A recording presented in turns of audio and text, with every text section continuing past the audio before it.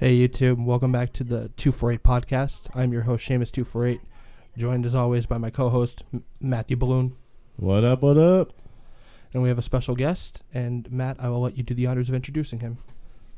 Yeah, this is a guy I just met not too long ago. I believe, fate brought us together, and he's a coworker of mine. His name is Shad. And yeah, he's a truck driver, CDL truck driver. That's how I met him. And not originally from Scranton. And he's got a fun, interesting story and a lot to bring to the table today. We're going to do a little interview first to introduce him. And we'll go from there and see where this goes. All right, Shad, would you like to introduce yourself? Just tell us a little bit about yourself and what you like to do in your free time and all that. Your favorite drink. That'd be just mix some stuff in there that the audience would like to hear. Is that my cue? Mm-hmm. Yes. Yeah. If you want to get a little closer to the mic, too. Yeah, absolutely. So, my name is Shad, which is short for Shadrach. I don't know if we'll do last names. I like to keep my real identity anonymous because I'm. Yeah, no, you don't have to do last names. You're good. But So what do I like to do? I currently game a lot. I spend a decent amount of time meditating or finding, I want to say, spiritually enlightening or just theologies, mindset practices, or things to kind of broaden the spectrum of life and how to live it and different ways to go about living it. Favorite drink? I just threw that in there randomly, but I feel like it would be a good question to ask. That is a good question because it's like, right? There's so many options out there. There really is. I don't drink alcohol. I drink a lot of water. So, okay. Almost anything I can. I just started juicing, right? So there was this drink that I found out that was really good for like gut health and whatnot, and it's relatively simple. It's oranges, Okay. lime, I like lemon, mint. Oh, you lost me there. And ginger. Yeah, it's actually extremely tasty. It really is. Sounds good.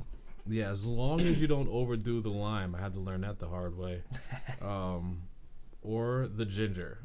Ginger is very unforgiving. I was gonna say, isn't ginger like a really strong plant that it's like overpowers everything if you put too much?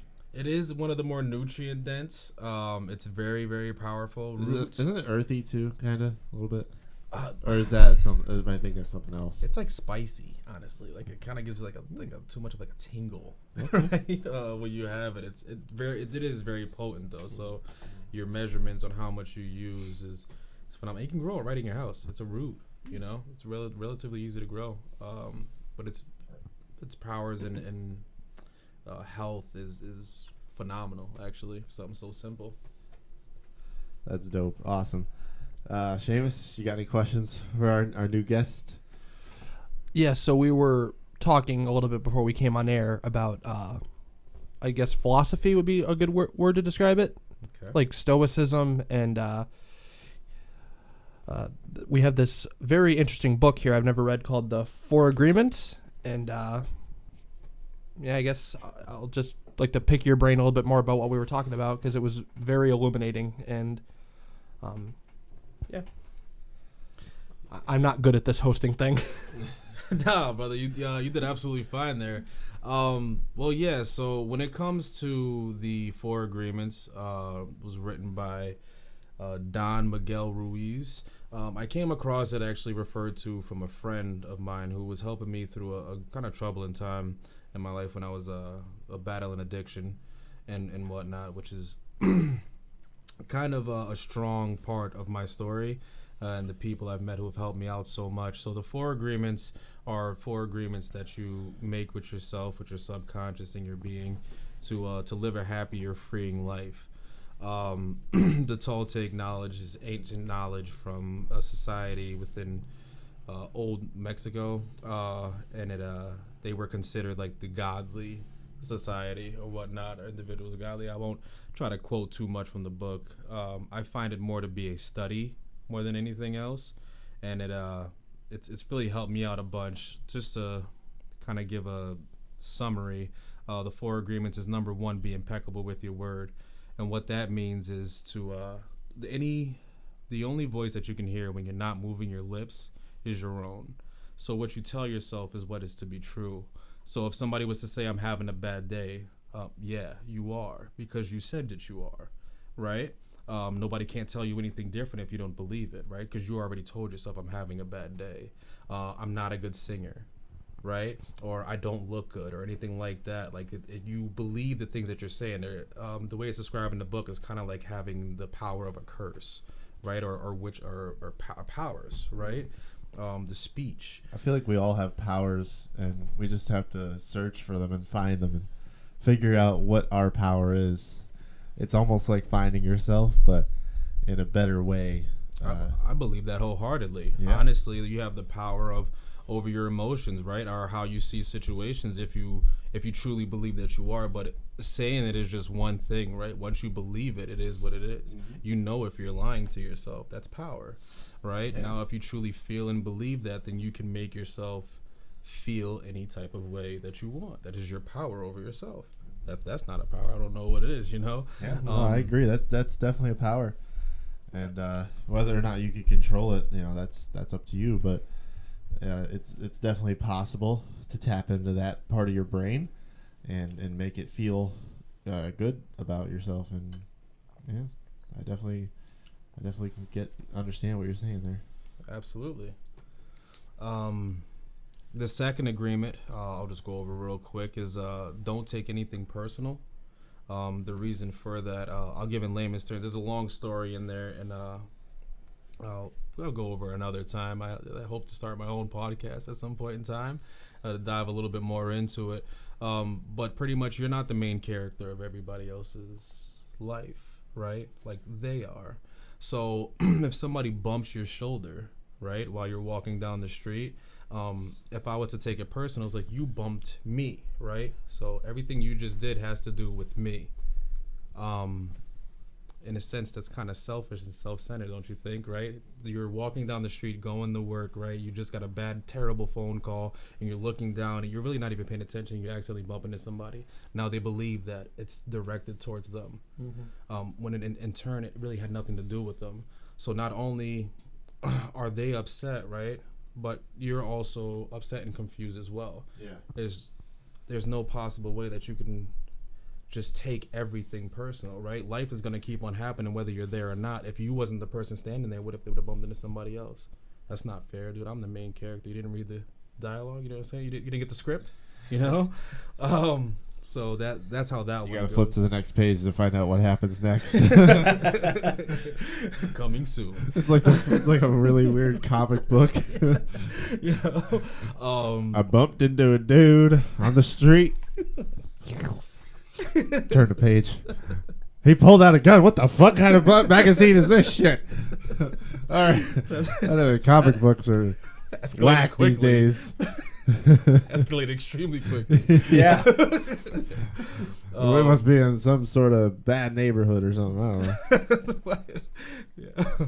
And then Spider-Man came out of nowhere and whipped his dick out. I don't know. Well, there's that. Everybody gets one. No, Deadpool whipped his dick out. Oh, yeah, there you go. That seems more believable, for sure. For sure. The third one. Sorry, I didn't mean to jump on that train, but I had that was good. Add something funny to it. If you can't laugh, you gotta have a comic relief somewhere, going down a dark road. So yeah, go for it. Third one. Yep. The third one is I'm sorry, I'm drawing a blank real quick. Oh, that's what it was. Don't make any assumptions. I'm not clairvoyant, so I don't know anybody that is, right? Then I think you would probably be extremely wealthy and comfortable and living a happy and free life at that point. I feel like Seamus can add to this. Don't add it. What was it again? Don't make assumptions. Don't make assumptions. So, when you got let go, you already unmuted. Okay. So when you got let go from Price Chopper, did you assume that you were gonna find another job right away? No. Okay, so then you followed the rules of not making an assumption. I feel bad about that example, but it makes sense in a way because. Well, this is our first podcast since that happened. Very true. That is very true. So, when you got let go of your job, you didn't assume you were gonna get another job. You did try to get another job, which is a slight difference. But you used your powers in a way to search for another job and to be hopeful and believe that you can get another job. Still working on it. Still working on it. But hey, you didn't give up, which is also a good thing. See, a lot of people fail because they don't try. You can't try and then fail. You just got to keep going. It honestly, this conversation or this type of conversation is honestly, I'm hearkening back in my own mind to a movie that Matt and I watched together recently called The Shawshank Redemption. So we had decided we were going to go to Knoebels one day with our friend Gina, and we were like, we're going to watch Shawshank Redemption till 1:30 a.m. the night before. Because Matt had never seen it and I had. I had pitched to him that it's like one of the greatest movies ever made. It's like one of those classics you have to see before you die. Oh, absolutely. Yeah. And you're definitely not the only person that's told me that. I agree. So I was watching it again today, and again, for those that don't know, I'll give you the cliff notes without spoiling it. Tim Robbins plays a banker named Andy Dufresne who is sentenced to 2 life sentences, and over the course of the movie, the circumstances and adversity that comes his way, it almost seems like comical in that it's what's the word I'm looking for? It piles on. Like the circumstances seem insurmountable, but what gets him through, and these are his own words, hope. His indomitable will to keep going. Didn't he study the Bible and try to get on the warden's good side and everything too? So the way the Bible works into Shawshank is interesting because the warden makes a big deal about his religion, his Christianity, and every inmate receives a copy of the Bible upon entry to Shawshank, and there's a scene where they do what's called tossing cells, where the guards come in and tear your cell apart to look for contraband or anything that you shouldn't be having. And when they go to check Andy's cell, he is appearing to be reading the Bible, which gets him in the good graces of the warden. You know what? So he flew under the radar a long time, and they didn't catch him because he had a poster on his wall. Yeah, and you know what? I'm not even gonna care about spoilers because if you haven't seen this movie, I was gonna say it's 20 years ago, isn't it? 30 this year. 30. So yeah, Andy does escape, and what he does is he hides his little rock hammer, which he somehow tunnels out of the wall with. He hides it in the very first page of the Bible at the beginning of the book of Exodus, which is very poetic. In part because it reveals that the warden doesn't actually read the Bible too much, or he just cherry picks verses at random. Because if he actually read the Bible as much as he claims he does, he would open it and see Andy's fucking rock hammer in the first page. Because when Andy does his escape, he swaps the Bibles and everything. So the irony is pretty high right there. Yeah, the irony is that the warden is actually a steaming sack of shit, but you could have easily discerned that from when he gets Tommy Williams killed and throws Andy in the hole for 2 months and everything, and money laundering and everything else. What was that saying? Like, do as I say, not as I do. Yeah. Yes. Yeah. You were telling me about that the other day. Yeah. Yeah. So of course, when when the revelation that Andy because Andy is depicted as innocent. He proclaims innocence. He did not murder his wife and the guy she shacked up with, and for one, of course, his innocence is a prerequisite for keeping the audience on his side.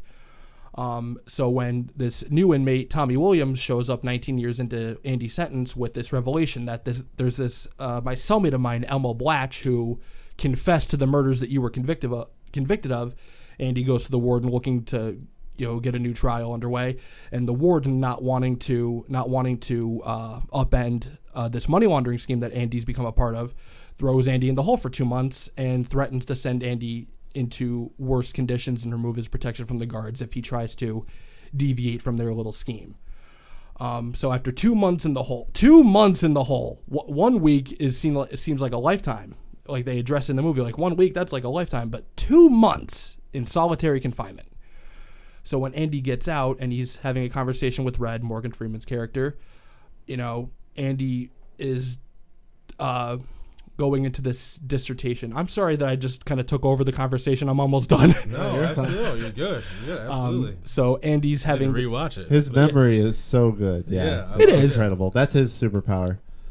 Out of many. Recall. Recall and I'll get to superpowers in a second because I have something I want to say about that. So Andy goes into this kind of idealistic dissertation about how he wants to live in this Mexican town called Zihuatanejo. I think I got the pronunciation right. I'm hoping I did. And Red, Morgan Freeman's character, is very cynical and jaded, and he says hope has no use on the inside. And so Andy very astutely proclaims or responds to that with it comes down to one simple thing: get busy living or get busy dying. Which is kind of the theme of the movie, or one of the themes of the movie. The other main one being that fear can hold you prisoner, but hope can set you free. And I struggle with that too. Fear and uncertainty, because again, I lost my job this past April, and it was unexpected. 2024 has been a very challenging year for me. 2 days after Christmas this past year, I lost my grandmother, and that was tough on me and my family. And I remember getting the news that the store was closing. It was March 14th. I had gone to breakfast with my dad and my aunt that morning, and the weather was great. It was like 60 degrees, which is great for the middle of March, and I was feeling good. I was finally turning the corner.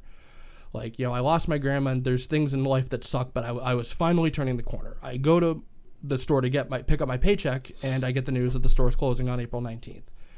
And that just took the wind out of my sails. And it was a very difficult thing to process, being involuntarily laid off for two reasons. One, because I really liked working there and the people I worked with. The setup was great, good pay, good work-leisure balance. But also, not having a job and needing to find a new one, which to this point I still have not. So when things get really tough, you need those, you need something like a message like hope can set you free. Like, you need to keep yourself fastened to an overarching hope that things can turn around. So yeah, it does come down to one simple thing: get busy living or get busy dying. And, we only get to do this once, and the only thing we're promised in this life is that we're not going to have it anymore. So I guess what you do with it is up to you, and there will be things that you can't control, but the things within yourself that you can't control, I guess how you approach your life and how you respond to adversity or tragedy is up to you. But I'll yield back from there. I just want to chime in on a couple things that you just said. Please go ahead. I'll shut up. I'll chime in as he goes too. There's a few things, right, that comes about when what you just said, right? So one is like life is going to be life, right? No matter what you do. There are ups and downs, but I like how you said the year was challenging, right? Most of the time, right, I was a personal trainer for a few years, right, about 10 years or so. And the only way for muscles to grow, right, hypertrophy, right, like everybody says like they want to become fit, right? They want to lose weight and this and that, when in all actuality what they truly do is they challenge their muscles, right, which like without you thinking about it, your body's a perfect mechanism to change, adapt to change, right? So when you pick up a heavier weight, not like if you use 25 weights for, let's say 6 months, right? You're not going to get extremely big and strong. You'll be able to endure more, right? You'll be able to endure it longer and easier and whatnot, but you won't get bigger. Mm-hmm. Now, if you switched it up every 2 months by going up 10 pounds, your body will adjust because it has to. It's going to grow. This is called hypertrophy, right? In life, no matter what, right? It's going to just life. Life is lifing, right? And it will be challenging. But the moment that you make it through the challenge is where the actual growth comes into play. You have no idea that you're growing while you're going through it, right? Yeah. That's definitely true. It just sucks. Yeah. You know what I'm saying? I was in prison for 4.5 years. You know what I'm saying? And it sucked. I was scared. You know what I mean? I did a lot of push-ups, or I did a lot of pull-ups. I watched a lot of shows I didn't want to watch. You know what I mean? I got into a couple fights. I was in the hole for 60 days just because I was young. I didn't do anything. I was just in the hole for 60 days. What's that noise? Do you hear that noise? It's probably a truck outside or something. Huh. Whatever. Go on. That's just the I guess that's just the vibrations I'm putting off. That's all that is right there. Facts, right? No, but I wanted to commend you on saying that, and I wanted to just let you know that I hear you. When you chose to use those words that way, and that was awesome. Also to be honest and vulnerable with that, and how you felt about it. Now, the reinvestigation of something like that, to know how you feel. I know how you felt, and the unexpected turn of that. Now you have the strength, I would assume, to be able to deal with that situation if it would occur again, right? Because you know that at any point in time, a business can shut down. That is completely out of my control. You know what I'm saying? Like, I can't do anything about that. It just shut down. It's not like I went in there and started busting windows or something. They fired me. No, it wasn't there no more. I didn't do anything for that. But what I do have control over is my reaction to it. That's the strength that I will gain from that experience, right? With my experiences and the things that I've done and things that have happened in life that has challenged me, I can now say, yes, me too. So I want to utilize those things as my greatest asset to help somebody else who's going through the same thing, right? My past is really all my assets. Those are all my lessons. That's really all I have. But right now is really the moment that I can control. This moment right now and right here. Because what's to happen in the future has yet to happen, and what happened in the past is already gone. Mm-hmm. So right now is what I truly have, and I wanted to say that with that. And me, I'm more of a spiritual person. I'm not really on the religious aspect, but I do believe that a higher power, right? Everything happens for a reason. So one door closes, another one opens. You hear that all the time. When I have situations like that happen, I struggle sometimes with hours with my job right now. I spend that time a lot just to reflect and how I feel. I mean, at first I'm like, screw this. You know what I'm saying? How did they just, But then I sit back and I'm like, why am I so upset? What can I be doing right now instead? You know what I mean? Let me try practicing the new Tyson workout that I just seen on, 200 squats, 50 push-ups, 50 neck curls, 50 decline push-ups, or 50 decline sit-ups, I mean. And the guy said he did it one time and he was smoked. Apparently Tyson does it 10 times, which is 2,000 push-ups. Jesus like a day. Christ. It's actually pretty tough. I like to lie. The squats is one of the monster ones, but they're one of the biggest groups. That sounds insane. Yeah.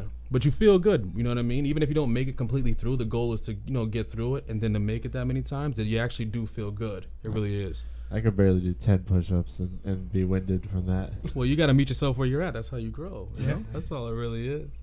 But that's what I had to say about that, though, man. Going off of what you said, and kind of going from our conversation that we had earlier, not in the podcast, but in real life, I wanted to ask Seamus this question.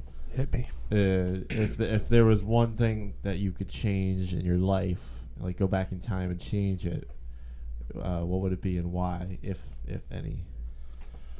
I've thought about this many times, and of course there's a lot of mistakes and obstacles I've endured in my life, and times where, so next May or next June will be 10 years since Matt and I graduated from high school. Yep. And I was thinking about that the other day, we're old as fuck. Yes, but also, I was 18 at that time, I think, because you were born in 96, so you were 19 at the time. Yep. I was 18, and I was thinking, my heart breaks for that 18-year-old because he was very wide-eyed and innocent and very trusting, not as guarded. Not that I'm not trusting today, but my immediate, when I hear that question, my immediate thought is, yes, there are so many things I would love to tell my former self so he could be ready, so as to avoid the things that happened to him that he didn't want to happen to him. But my second immediate thought was I would not change anything because every experience I've had has made me who I am and brought me to this point, and I would not want to undo that learning and that progress. See, now there's no right or wrong answer, but I will say that answer right there makes you who you are. That's a manly answer right there. I said the same thing. I told Shad over here. I said everything happens for a reason. Even my darkest days. There's a reason why I went through those dark days, and I made it out on the other side unscathed. I'm here. I'm still breathing. And I'm a better man because of it. I learned from my mistakes. Everybody makes mistakes, and it's whether or not you learn from them, and that's what makes a real man a man. Because if you're not learning, well, what are you doing? You got to go in the right direction in order to keep moving forward. Otherwise, you're going backwards. That's true. And whoever God or whoever said keep moving in the right direction. Don't go backwards. That's devil shit right there. You don't want to go backwards. My mentor used to say this. He was it was funny. It was like one of the. I thought it was hilarious because he was a mentor of mine, and he taught me a lot. And I went to. This is a quick story. I went to practice Aikido with him. I don't know if you're familiar with Aikido. Like the diet? No, that's the keto diet. Aikido is a martial art. Aikido. Oh. Yeah. I didn't hear what you said. That's my bad. It's a martial art that it's the study of way of life, or I believe I said that correctly. But two things that he used to say to me all the time. It's one, what other people think of me is none of my fucking business. Now I say the word fucking because I'm sorry, you know what I mean, for using profanity, but it's okay. We do that in this podcast. It's all good. That's very, how he's very talking loud. with me. I was more or less saying that to myself. You know what I mean? I got you. It's whatnot. But what was the second thing? I'm sorry. So yeah, what other people think of me is none of my business. Mm-hmm. And God, I done forgot the second thing. That's crazy. I just want to apologize to the audience if you hear some noises in the background. My neighbor decided to start his fucking not lawnmower, motorcycle. Might as well be a lawnmower at this point. While we were in the middle of the most profoundly intellectual conversation in the history of the 248 podcast. Yeah, seriously, like, come on. I cannot remember the second thing. Everything happens for a reason. Everything happens for a reason. Yeah. Aikido, martial arts, everything happens for, or what other people think of me is none of my business. Yeah, and there was one more thing. I can't. One more thing. That was great. I cannot remember what it was. This is actually gonna drive me insane until I do. But anyway, what it was more or less going off of was like the things that I do in life. It's what I do with them, right? Whether it's a mistake, if you will, or other thing, an opportunity to grow. There's no such thing as a problem. It's all an opportunity to grow, right? Because whether you want to or not, right? Like you're either gonna go through it, or you're gonna keep living in it, right, and suffering from it until you eventually learn from it and move past it, right? That's what grows you. And I thought that those were very two very profound things for me. You've reminded me of one of my favorite quotes from the late, great Kobe Bryant. Everything negative pressure challenges is all an opportunity for me to rise. Yes, sir. That's Absolutely. He was profound for sure. That man was my fucking hero. Yeah. I was a big Michael Jackson fan. It's funny. I know the media, social media, or the media, how would you say, discredit of him, but the work Turned him into a meme machine. Yeah. The work he did with his music, I don't know if you've ever heard this song, like "We Are the World." Like the fact that all genres, you know, it was everybody. They all came together to do that song for the kids in Ethiopia. Like the power of that, right? The disagreements that they had, and the fact that they had to just grow and change to find that middle ground. The power of music, right? It's like the power of food, of togetherness. If that's even a word, it's profound. You know what I mean? And honestly, the guy was just amazing. He was just a true artist. He was in the moment. Like, you know, if you ever the last tour that he was doing, when they was talking about him, like he would literally go talk to the people working the lights. Then he would talk to the musicians with the guitar, then the pianist, and the dancers. Like he would go and work with every single aspect of that performance. That's what he loved. That's to be passionate about. He was involved in everything, you know. As he should be. Yeah, I think more artists should be like that too. But that's why he was so good. If you've ever seen, like, his music videos used to be movies. You know, like they were long, like 6 minutes long, 7 minutes, 10 minutes long. I mean, you see the the movie Thriller, pretty much. Yeah, and then you love it, like you love the whole time. You're involved the whole time, and then like that's what I didn't know that about that until I heard it's the very interview. Theatrical. Yep. Yeah, Cinematic. That's the performance of it. But when you hear the lyrics, like heal the world. Make it a better place, like with the things that they were talking about, you know what I mean? Even make a change, right? Like the man in the mirror, you know what I mean? I'm going to make a change for once in my life, you know what I'm saying? But he was talking about him first. I got to start with me.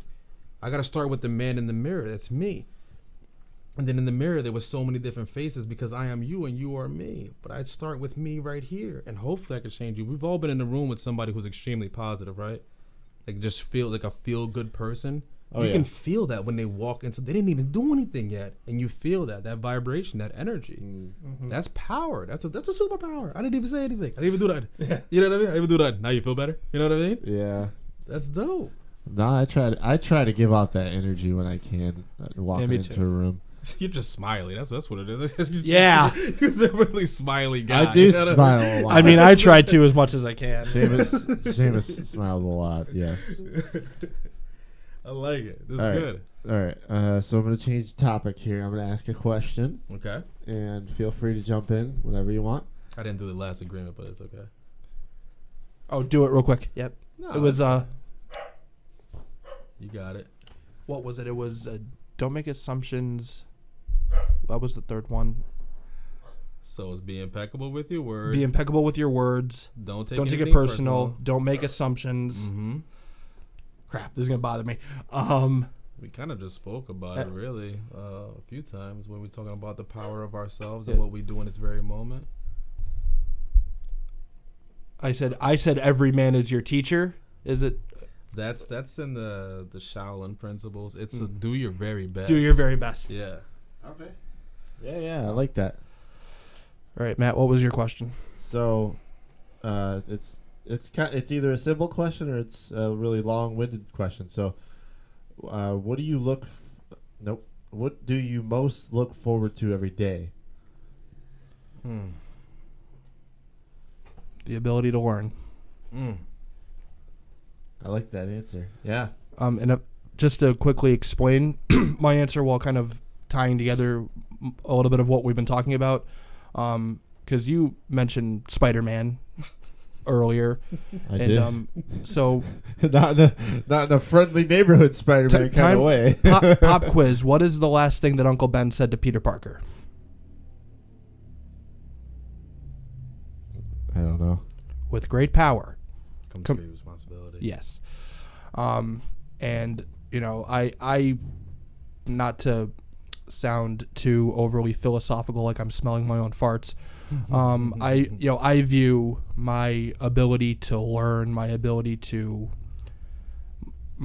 be informed, to stay informed, to try to interact with other people intellectually, emotionally, and like I consider that to be my superpower, and therefore my responsibility. Like we are the only. I don't want to say only, but we are. And would I be wrong to say we're the only sentient species on this earth?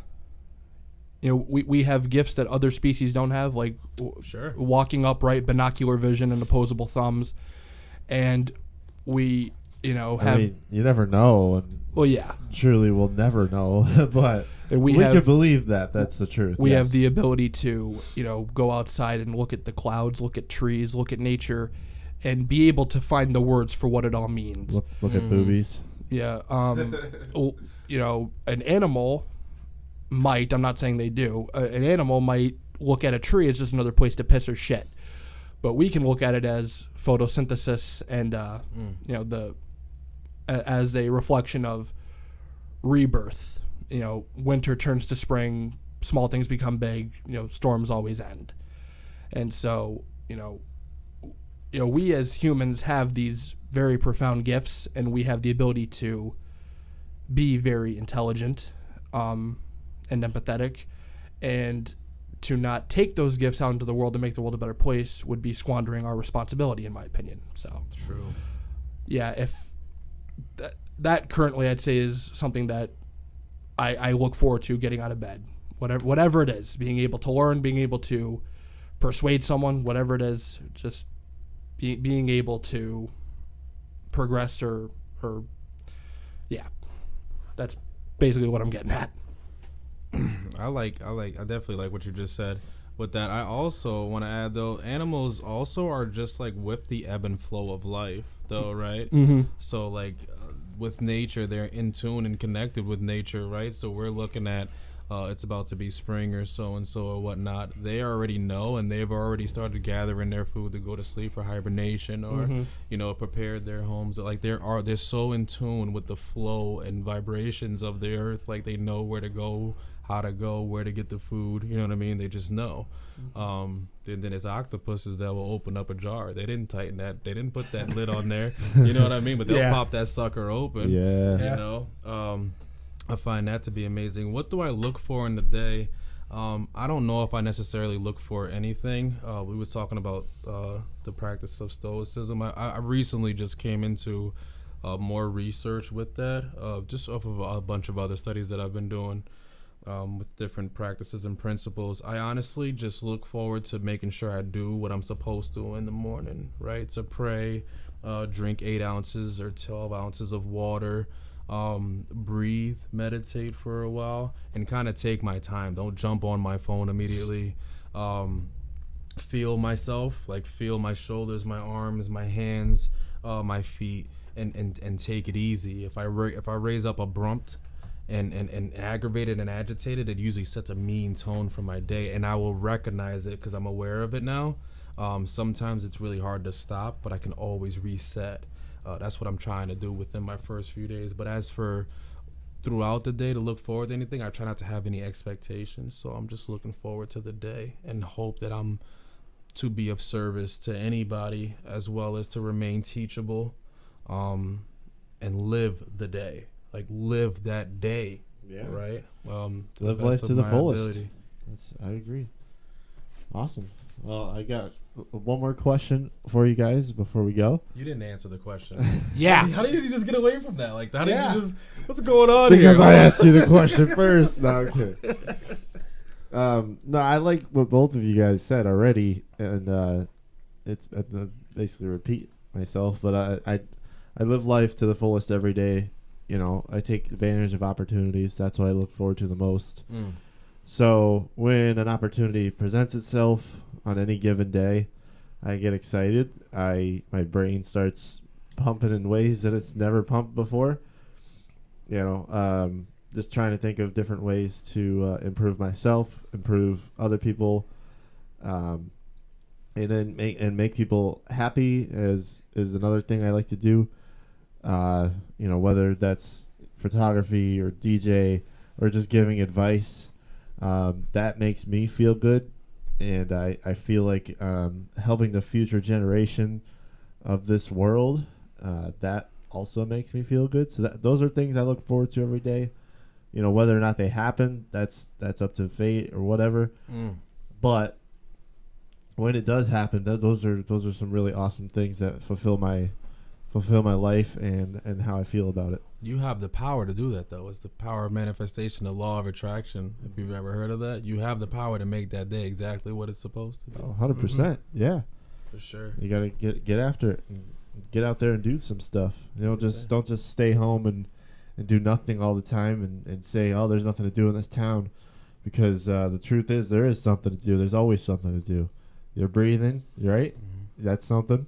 Or create it. You know what I mean? Don't be afraid to create it. If there's not something, Exactly. Create it. Make it happen.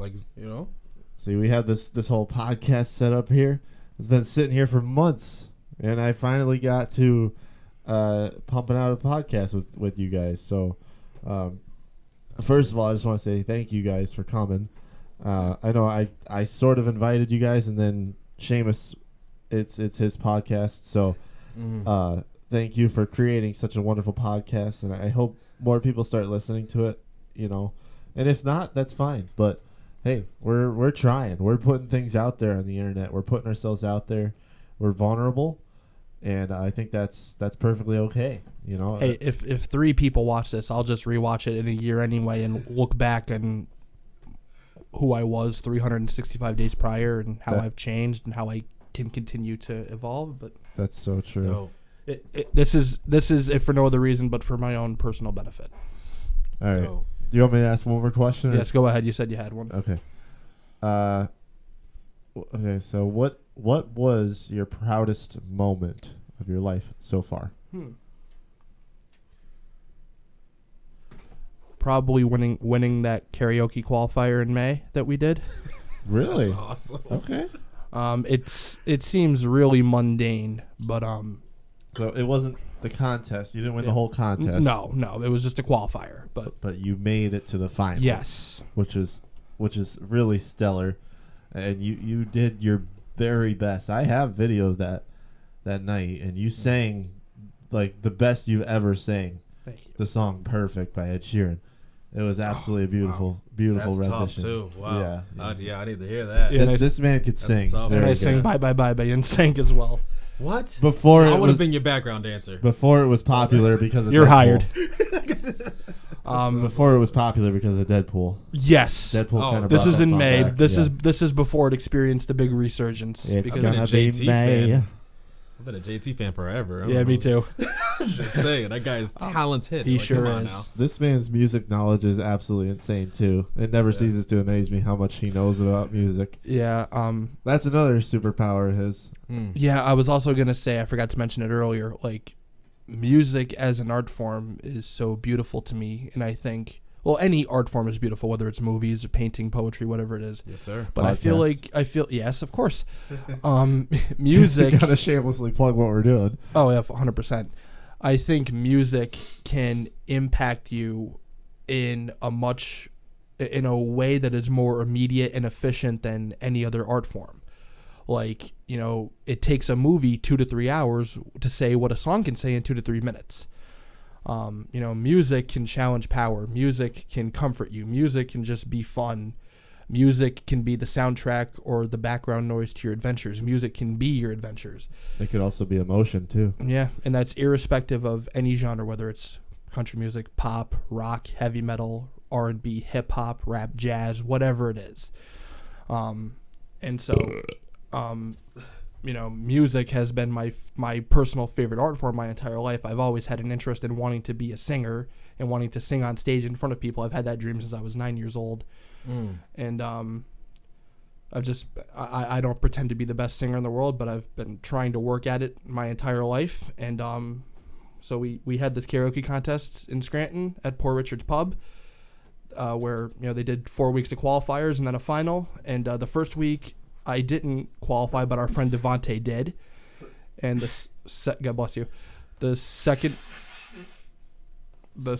week, I tried again, and I qualified. And even if I didn't end up winning the $500 grand prize at the final, it did feel fulfilling and gratifying that all my years of slowly building at this and trying to improve every day have finally paid off in some tangible way. So it probably sounds really mundane, but that at this point is probably the one thing, at least in my adult life, that I am most proud of, because it was the first tangible example I can recall of me working towards something and having the work pay off.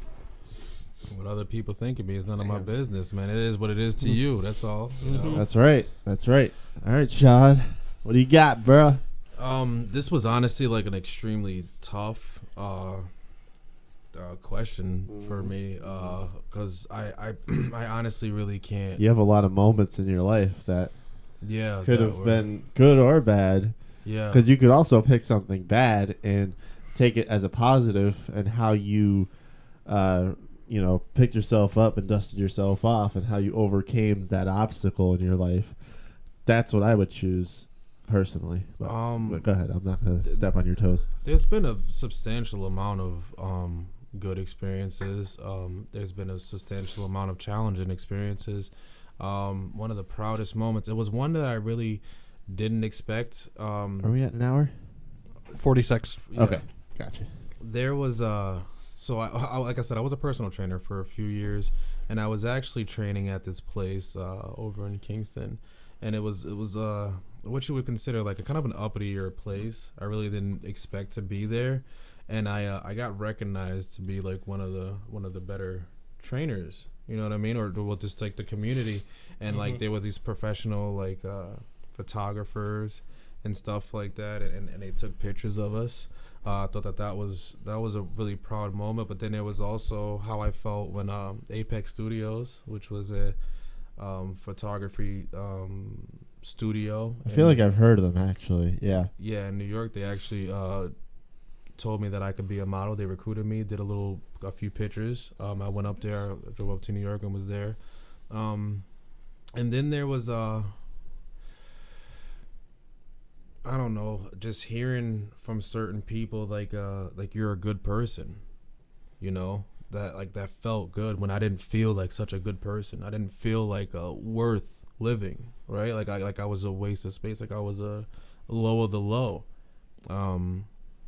To have these people that seemed like really great people, and to hear that and believe what they were saying, that was, I don't know if that's a proud moment, but that, I don't know, that resonated with me deeply. And then on the music thing, I wanted to say as well, I think that has to do a lot with hertz, right? Like there's the frequency of an instrument.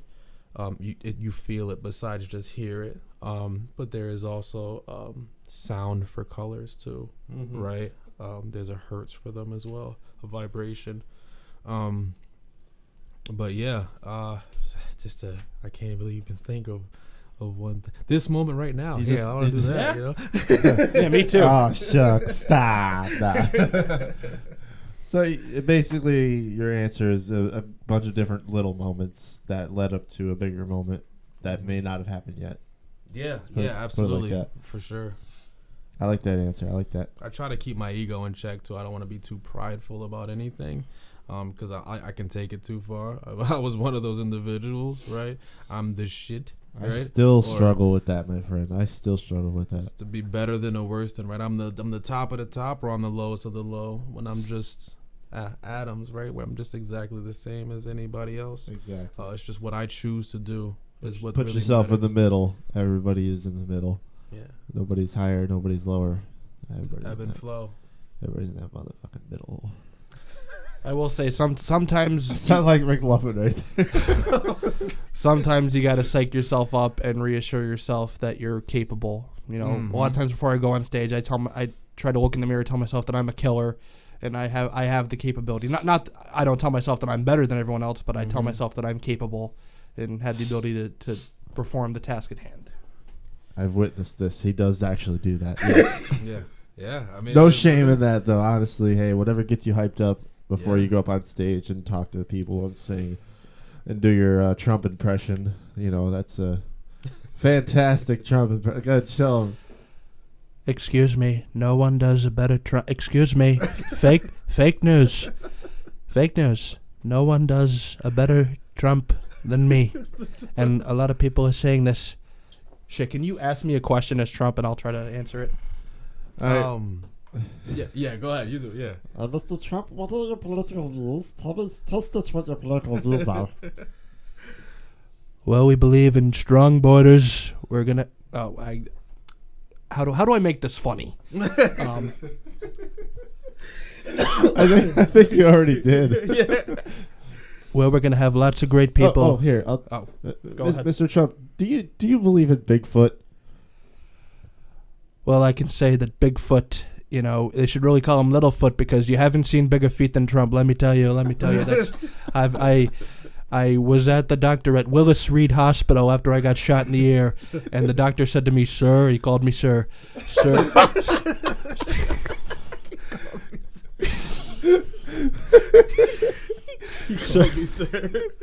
Sir, I've never seen someone regrow ears, and by the way, you have the biggest feet that we've ever seen. And Bigfoot and Sleepy Joe can't say that, so Trump 1, Bigfoot 0. I have the biggest feet. Oh, man. Sir. Yeah, you know what they say about big feet. Oh, and little Marco Rubio said about my hands, if they're small, something else must be small. Believe me, there's no problem down there. That's an actual quote! Oh, man. I have to play it. All right. And while you're playing that, look up the outro song that we're going to Yeah, what's the name of it? It's on the same album. I think it's called Happy. Okay, we'll just do Kevin MacLeod. Happy Rock. Trump hands. Do you want to do a quick round of Mad Libs, or do you want to end it here? It's up to you guys. What do you want to do? You know what Mad Libs is, right? No. You never play Mad Libs? Oh, shit. I don't know. It's basically where you take, it's like a whole story, but like some of the sentences are incomplete, like nouns and verbs and adjectives, and you have to fill them in with the silliest things you could think of and then read it back. It's very funny. Sounds rough. I think I tried to play that once drunk. Look at those hands. Are they small hands? And he referred to my hands. If they're small, something else must be small. I guarantee you there's no problem. That's a presidential candidate not bragging about the size of his dick during a debate. Wow. That's great. Yeah. That is fucking great. Jeez. I love the rawness of it, though, honestly. Yeah, Sleepy Joe said he loved the rawness of it, too.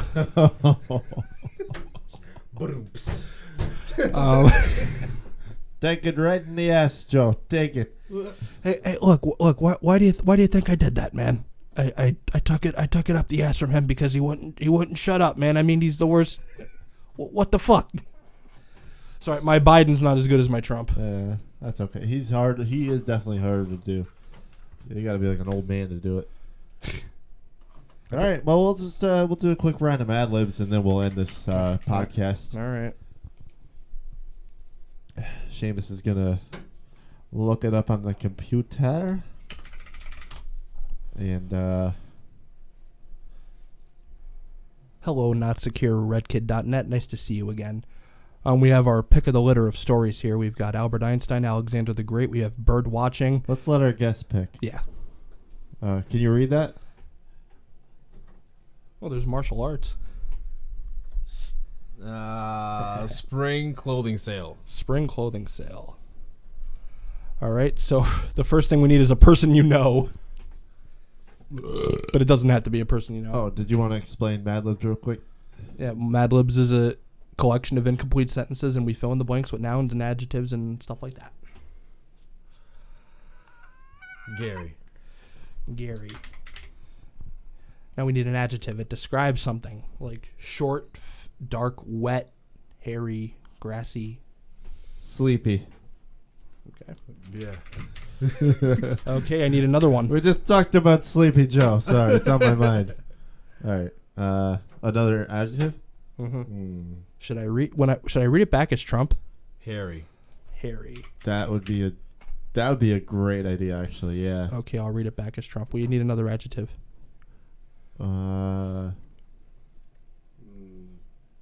Soapy. Okay. Another one. Fuck, that's a lot. Yeah. My brain can't process that quickly. Sticky. Sticky. Okay. We need another one. That's one of Seamus's favorite adjectives right there. Wait, what's one of my favorite adjectives? Sticky. Is it really? I don't know. There's a stupid joke where it's like, what's brown? And I don't even know. Blue can be an adjective. Yeah. I was going to say a color would be. Yeah. We needed a color. One more adjective. Short. Short. I was gonna say We need a city. Bangkok. Texas. That's not it. That's Texas is not a city. Austin. yeah. Austin. We need a color. Orange. I was gonna say violet. Violet. Say something. We need a plural article of clothing. So instead of sock, it would be socks. Instead of shoe, shoes. Shirts. Hats. Okay. A plural noun. Blue balls came up as a suggestion. Ooh, what's the plural of octopus? Octopi?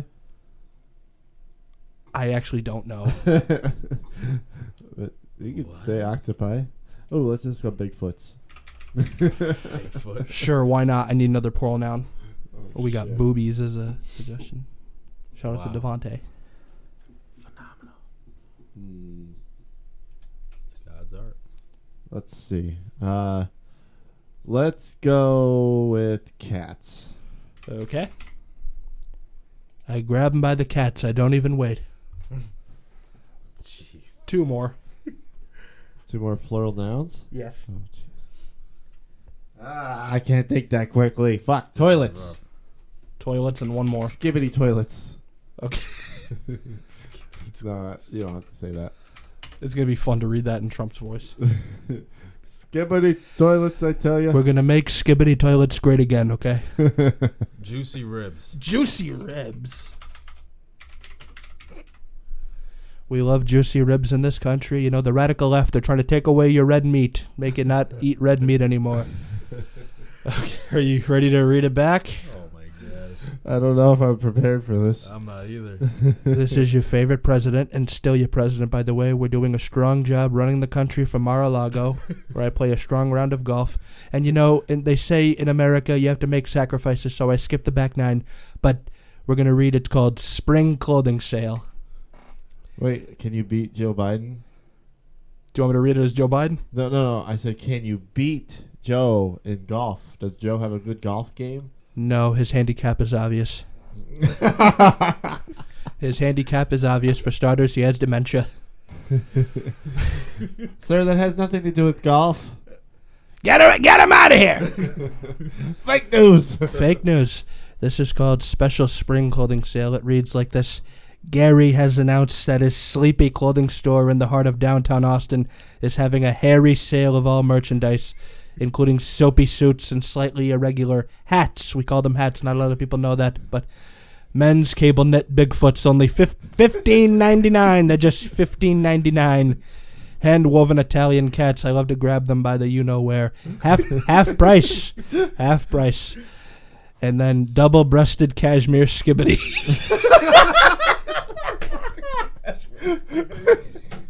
Wait, read that back again. Oh, jeez. Try not to laugh. You got this. Come on. Duck? What do we play? Duck, Duck, Goose? Double-breasted cashmere skibbity toilets, only $50. Oh, that's actually a pretty good deal on the toilets. Genuine imported violet sticky shoes, blue handkerchiefs, and women's embroidered juicy ribs. All at rock bottom prices, just like the economy. This is a chance to get some really short bargains. Oh shit! Oh, man. Women's embroidered juicy ribs. So dark. Damn. All right. You want to hit the outro music? Yeah. Well, folks, we went from Stoicism to women's embroidered juicy ribs all in the span of an hour. I love it. What's it Bet called? you don't get that on any fucking podcast that you listen to. Only on the 248 podcast. What is Only on the 248 podcast. What was it called? Happy Bee? Yeah, that's the one. Happy Bee Surf or just Happy Bee? Go with the surfer. No. I don't hear anything. Neither do I. Uh-oh.